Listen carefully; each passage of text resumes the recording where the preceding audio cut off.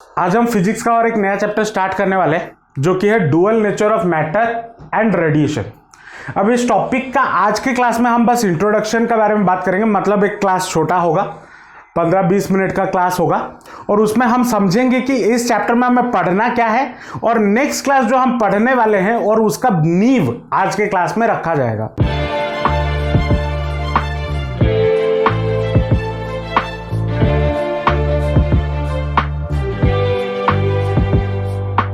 Matter and radiation chapter को जानने से पहले हम थोड़ा डिस्कस करते हैं हमने इसके पहले क्या पढ़ा हुआ है। इसके पहले हमने इलेक्ट्रोमैग्नेटिक वेव्स का एक चैप्टर पढ़ा, उसके बाद रे ऑप्टिक्स पढ़ा और उसके बाद वेव ऑप्टिक्स पढ़ा। रे ऑप्टिक्स में न्यूटन साहब क्या बोलते थे कि जो लाइट है वो क्या होता है, वो पार्टिकल नेचर का होता है, वो पार्टिकल की तरह मूव करता है, मतलब स्ट्रेट लाइन में ट्रेवल करता है ना। इसका मतलब क्या हो गया, या फिर इसको अगर हम दूसरे तरीके से देखें, जो लाइट ट्रैवल करता है, ये इलेक्ट्रोमैग्नेटिक वेव्स हम जब पढ़ रहे थे वहां पे हमने क्या बोला था कि उसमें बहुत छोटे छोटे पार्टिकल्स होते हैं लाइट में जो कंबाइन करके मूव करते हैं, ठीक है। और उसी से न्यूटन साहब ने बोला कि जो लाइट है वो क्या नेचर शो करता है, वो पार्टिकल नेचर शो करता है और वो सीधा सीधा रास्ते से मूव करता है। दूसरा, कुछ सालों बाद, 100-200 सालों बाद, और वेव ऑप्टिक्स नाम का वेव ऑप्टिक्स का एक थ्योरी बना और जिस थ्योरी को एक्सप्लेन किया था हमारे यंग्स डबल स्लिट एक्सपेरिमेंट से। और यंग्स डबल स्लिट एक्सपेरिमेंट में हमने क्या बताया कि जो लाइट है वो वेव नेचर पे चल रहा है। और कुछ सालों बाद, 100 सालों बाद, फिर से और एक थ्योरी आया कि वेव थ्योरी भी पूरा कंप्लीट सही थ्योरी नहीं है और वहीं पे आइंस्टाइन साहब ने बोला कि नहीं, वेव थ्योरी जो है वो गलत है और इस लाइट जो होता है वो पार्टिकल नेचर पे चलता है। अब इतना सारा चीजें सुन के हमारा दिमाग खराब हो जाता है कि अब पहले तो पढ़ा है पार्टिकल नेचर, फिर पढ़ा है वेव, बोले कि नहीं पार्टिकल नेचर गलत है, वेव थ्योरी पढ़ा है, वेव थ्योरी अभी बोल रहे हो वेव थ्योरी गलत है, अभी हम फिर से पार्टिकल नेचर पढ़ेंगे। तो इससे ये चीज जो सामने आया, तो आइंस्टाइन साहब ने और भी बहुत सारे साइंटिस्टों ने उसका ये एक्सप्लेनेशन दिया कि नहीं, ऐसा कुछ नहीं है। जो लाइट है, लाइट का दो प्रकार का नेचर है, जो कि पार्टिकल नेचर भी शो करता है और वेव नेचर भी शो करता है। तो इसीलिए इस चैप्टर का नाम पड़ा dual nature of matter. Matter मतलब जब लाइट पार्टिकल नेचर में ट्रैवल कर रहा है, मैटर के तरह ट्रैवल कर रहा है। और दूसरा आ गया रेडिएशन। रेडिएशन क्या होता है, कोई भी चीज से जब रेडिएशंस निकलते हैं तो वो भी वेव के तरह ट्रैवल करता है। तो यहां पे साइंटिस्ट बोल सकते हो या फिर आइंस्टाइन साहब और बहुत सारे अलग अलग साइंटिस्ट, उन्होंने ये एक्सपेरिमेंट से बताया कि जो मैटर है वो, या फिर अगर कोई भी पार्टिकल है, कभी कभी वो रे नेचर से, या बोल सकते हो पार्टिकल नेचर शो करता है और कभी कभी वो रेडिएशन या फिर बोल सकते हो वेव थ्योरी के बारे में भी बताता है या वेव थ्योरी भी शो करता है। तो इसका मतलब ये हो गया, जो लाइट है, लाइट एज ए एग्जाम्पल में हम बात कर रहे हैं, लाइट जो है उसका जैसे सिक्के का दो पहलू होता है, मतलब सिक्के का दो तरफ होता है, एक होता है हेड, दूसरा होता है टेल। जब हम हेड को देख रहे होते हैं हमें टेल नहीं दिखता, और जब हम टेल को देख रहे होते हैं हम हेड नहीं दिखता। ये दोनों को एक साथ आप एक सिक्के का नहीं देख सकते। अब तुम लोग में कोई बोलेगा सर 2 कॉइन ले आओ, एक का हेड एक का टेल, नहीं, एक कॉइन का दोनों साइड आप एक साथ कभी नहीं दे सकते। हाँ, प्रोवाइडेड सामने मिरर रख लो। अगर मिरर रख लिए तो सामने हेड लिखेगा, पीछे मिरर में आपको रिफ्लेक्शन दिख जाएगा टेल का, लेकिन वो सब नहीं है, डायरेक्टली आप नहीं देख सकते। वैसे ही लाइट के कुछ प्रॉपर्टीज हैं जो, या फिर कुछ फेनोमेना ऐसे हैं जो सिर्फ और सिर्फ रे नेचर या पार्टिकल नेचर शो करता है, और कुछ प्रॉपर्टीज ऐसे होते हैं जो सिर्फ वेव नेचर शो करता है। और उन दोनों को मिला के हम एक नया टॉपिक निकाल के लाए जो कि है dual nature of matter and radiation. ठीक है, ये पूरा का पूरा इस चैप्टर का ओवरव्यू था। मतलब इस चैप्टर में हम ये पढ़ने वाले हैं कि जो वेव थ्योरी में हमने पढ़ा कि लाइट निकलता है, लाइट वेव की तरह जाता है, तो क्या वो मैटर या बोल सकते हो पार्टिकल नेचर शो करता है या नहीं करता, वो हम आगे क्लासेस में पढ़ेंगे।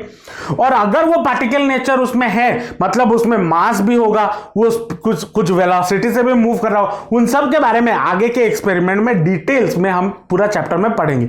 हालांकि बहुत छोटा चैप्टर है, लगभग 3 क्लास में ये पूरा चैप्टर खत्म हो जाएगा। मतलब आज इंट्रोडक्शन और एक क्लास में कुछ बेसिक एक्सपेरिमेंट्स और बेसिक थ्योरीज, और दूसरे क्लास में आपका जो नॉर्मल फोटो इलेक्ट्रिक इफेक्ट वगैरह है उन सबको हम खत्म कर लेंगे।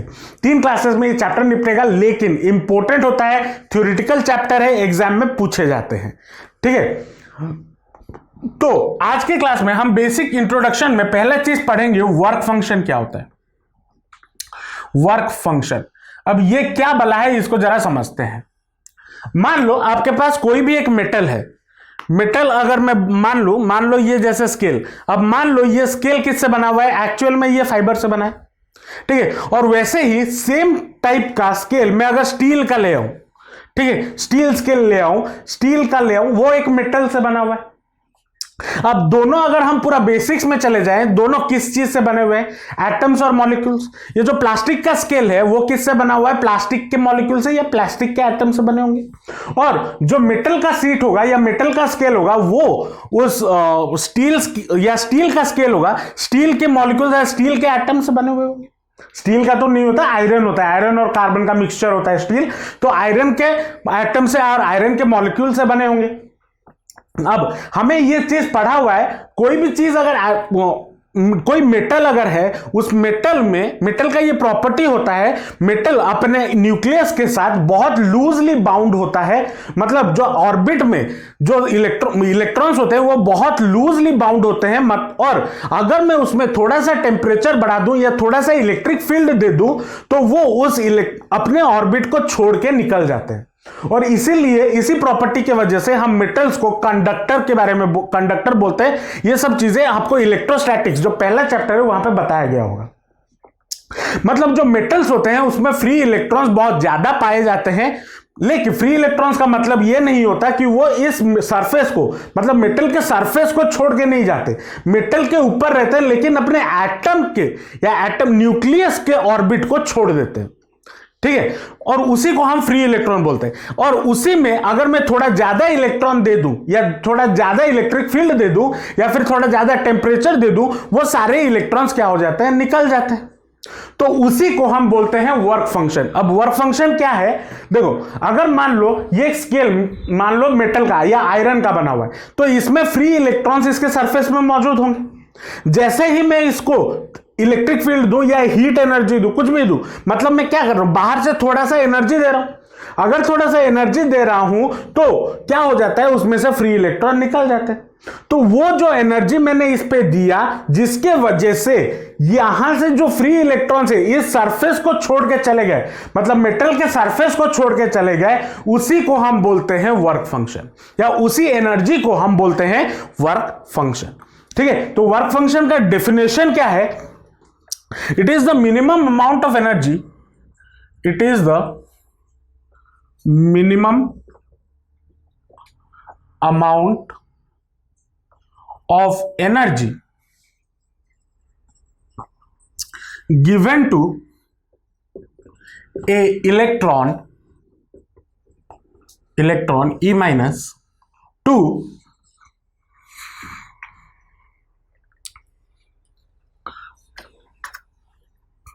escape the material surface,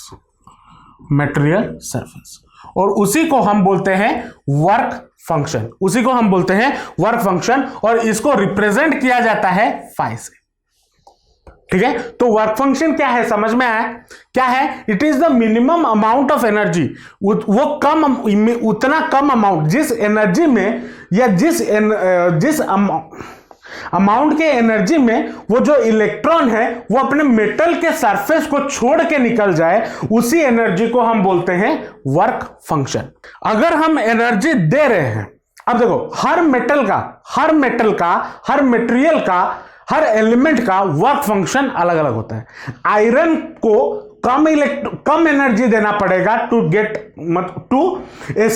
या कम एनर्जी देना पड़ेगा ताकि उसका इलेक्ट्रॉन उसके सरफेस से निकले, एज कंपेयर टू अगर आप बोलो मर्क्यूरी का, या फिर बोल सकते हो कॉपर का ज्यादा वर्क फंक्शन या कम एनर्जी मुझे उसको देना होगा कॉपर को as compare to iron, such that copper के सरफेस से कॉपर का इलेक्ट्रॉन निकल के चला जाए। तो उसी को हम बोलते हैं वर्क फंक्शन। तो इट इज, यहां पे और एक पॉइंट लिख लेना, it is different for different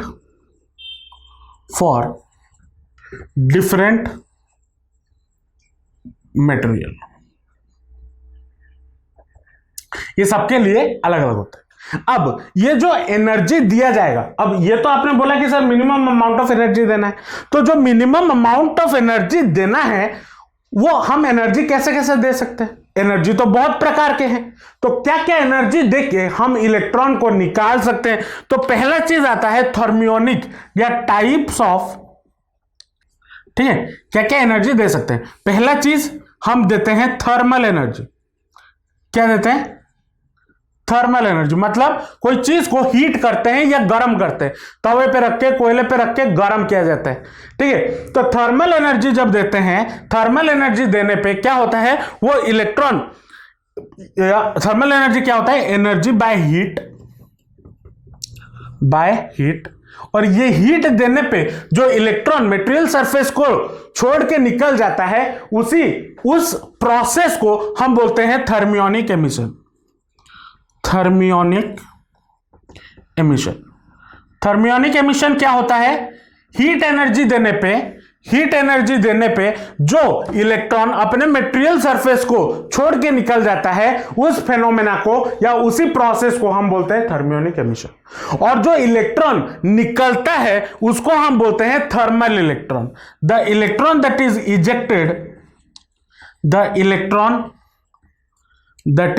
ejected is called thermal electron। ठीक है, एक तो ये प्रोसेस हो गया कि हम थर्मल एनर्जी देके उसको या हीट एनर्जी देके उसमें से क्या निकाल सकते हैं? एक इलेक्ट्रॉन निकाल सकते हैं, अपने मतलब मटेरियल सरफेस से इलेक्ट्रॉन को निकाल सकते हैं। दूसरा होता है field emission. FIELD, field emission में क्या दिया जाता है? आइदर इलेक्ट्रिक फील्ड या फिर मैग्नेटिक फील्ड।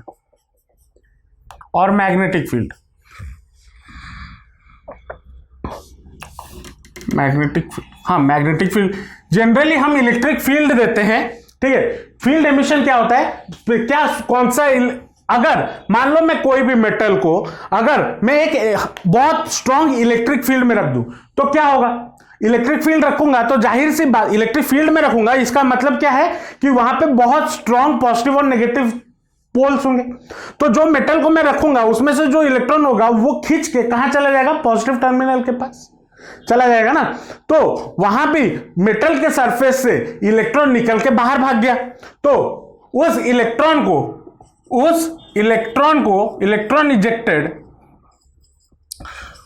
को हम बोलते हैं फील्ड इलेक्ट्रॉन। ठीक है। तीसरा मेथड या तीसरा एनर्जी जो हम दे सकते हैं वो है फोटो इलेक्ट्रिक एमिशन। फोटो का मतलब क्या होता है? लाइट। फोटो इलेक्ट्रिक एमिशन, ठीक है। फोटो का मतलब क्या होता है? बेसिकली लाइट मतलब अगर मैं एक मेटल सरफेस को, क्योंकि लाइट भी तो एक टाइप ऑफ एनर्जी है। आप देखो कहीं पे अभी गर्मी बढ़ गई है, बाहर जाके खड़े रहो, लाइट जब आपके गिर रहा होगा, सूरज का किरणें गिर रहा होगा तब आपको गर्म लगता है। या फिर अगर आपके घर में बल्ब जल रहा है, बल्ब के ऊपर हाथ रख दो तब भी आपको गर्म लगेगा। हीटर, कॉयल, जो रूम हीटर में आजकल जो कॉयल के टाइप्स के आते हैं, वो फैन वाला नहीं, जो कॉयल वाला जो रेड हो जाता है, वो भी देखो वहां से भी हीट एनर्जी निकलता है ना। तो जो चीजें लाइट दे रही होगी, मतलब लाइट में भी आपका एनर्जी होता है। तो अगर मैं एक मेटल के ऊपर लाइट डालता हूं ऑफ ए सर्टेन फ्रीक्वेंसी, तो क्या होता है? उसमें से लाइट या जो फ्री इलेक्ट्रॉन्स होते हैं वो निकलना चालू कर देते हैं, ठीक है।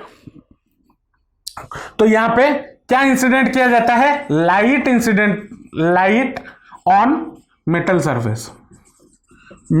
सरफेस। और यहां से जो इलेक्ट्रॉन्स निकलता है, इलेक्ट्रॉन इजेक्टेड इलेक्ट्रॉन इजेक्टेड, जो इलेक्ट्रॉन यहां से निकलता है उसी को हम बोलते हैं फोटो इलेक्ट्रॉन। क्या बोलते हैं? Photo electron. ठीक है, जो इलेक्ट्रॉन इसमें से निकलेगा, मतलब किसमें से? मेटल सरफेस के ऊपर से जो निकलेगा उसी को हम बोलते हैं फोटो इलेक्ट्रॉन। और इसी के रिलेटेड हमें नेक्स्ट क्लास पढ़ना है जो कि है photo electric effect. Photo electric effect क्या होता है मैं उसका मोटा मोटी आज की क्लास में आपको बता देता हूं। फोटो इलेक्ट्रिक इफेक्ट क्या होता है, अगर मैं कोई भी मेटल के ऊपर एक सर्टेन फ्रीक्वेंसी का लाइट डालता हूं तो उसमें से जो इलेक्ट्रॉन निकलते हैं, और अब क्यों निकल रहे हैं? जो रेडिएशन या जो लाइट है वो तो वेव नेचर का है, वो तो रेडिएशन है। अगर मैं रेडिएशन डाल रहा हूं तो उसमें से वो पार्टिकल्स क्यों निकल रहे हैं? वो चीज एक्सपेरिमेंटली करके देखा गया और उसी इफेक्ट को हम बोलते हैं फोटो इलेक्ट्रिक इफेक्ट। अब इसमें भी बहुत सारे कंक्लूजन्स निकल के आए, बहुत सारे चीजें निकल के आई जिससे वेव थ्योरी का फेल होना मतलब लाजमी था, मतलब फेल होना ही होना था वो। ठीक है, और इसी से प्रूव हुआ कि जो लाइट है वो पार्टिकल नेचर है। और इससे दो चीजें सामने आई कि नहीं, लाइट जो है वो पार्टिकल नेचर भी शो करता है और जो लाइट है वो वेव नेचर भी शो करता है। तो नेक्स्ट क्लास हम वही एक्सपेरिमेंट को पूरे डिटेल में पढ़ेंगे और समझेंगे, और एग्जाम में उसी एक्सपेरिमेंट के रिलेटेड आपको क्वेश्चंस देखने को मिलेगा। ठीक है, तो इस आज की क्लास में हम उसका बेस क्यों उस मेटल से या उस सरफेस से, जो एक्सपेरिमेंट पढ़ेंगे, जब आप पढ़ रहे होंगे तब आपके दिमाग में क्वेश्चन आएगा यहां पे लाइट डालने पे क्यों निकल रहा है, ऐसा क्यों हो रहा है, उसका बेस आज के क्लास में हमने समझ लिया। नेक्स्ट क्लास में हम वो एक्सपेरिमेंट पढ़ेंगे, फोटो इलेक्ट्रिक इफेक्ट के बारे में समझेंगे, और पूरा उसी से आपका और एक नया टॉपिक निकल के आएगा कि जो मैटर है वो पार्टिकल नेचर भी शो करता है। ठीक है, चलो आज के लिए इतना ही रखते हैं, मिलते हैं next class, bye bye. Hope आपको आज का क्लास समझ में आया होगा। अगर आपको कोई भी डाउट है या फिर कोई भी प्रॉब्लम है तो नीचे कमेंट सेक्शन में जरूर बताना। अगर वीडियो अच्छा लगा तो अपने दोस्तों के साथ शेयर जरूर करना और चैनल को सब्सक्राइब कर देना, क्योंकि आपके पढ़ाई के रिलेटेड वीडियोस मैं अपने चैनल पर रेगुलरली अपलोड करता रहता हूं। तो मिलते हैं नेक्स्ट वीडियो में, till then all the best, जमकर पढ़ाई करते रहिए and thanks for watching the video.